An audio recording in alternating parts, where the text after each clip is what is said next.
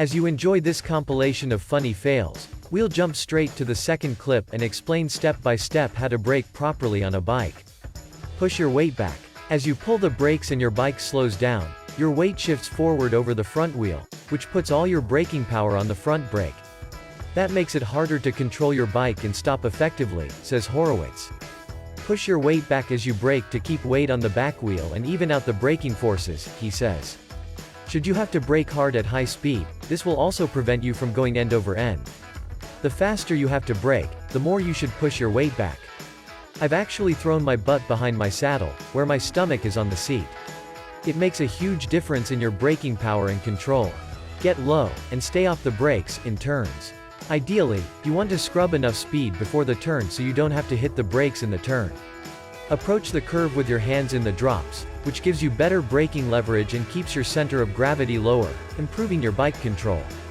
Shift your weight back and apply even pressure on the brakes. Then release the brakes, and carry a manageable amount of speed through the turn.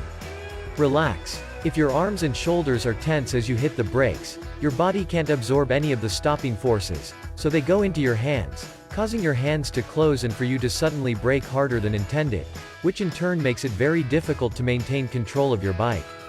Keep your shoulders loose, elbows bent, and relax your grip on the bars, says Horowitz. That will allow you to modulate your speed with the suppleness you need to maneuver around obstacles and maintain control. Go easy in the wet. It can take about 3 times as long to stop in the wet as on dry pavement, so take that into consideration. Your tires have less traction in the wet, so an even lighter touch is called for when you do brake, says Verhoel. Because it's harder to slow down and stop, many people end up pulling the brakes too hard, too late. That can lock up your wheels and send you into a skid and likely a crash. Set yourself up for success. You'll be able to brake better if you use high-quality tires with good traction, notes Verhoel. Err on the side of bigger tires and don't overinflate them, he says.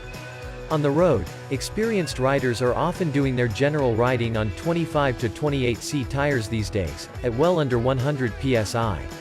I'm 176 pounds and ride mostly on 26 to 27 mm tires at 65 to 75 psi. Nice comfy ride on most surfaces, but still fast enough for the local group rides and training races.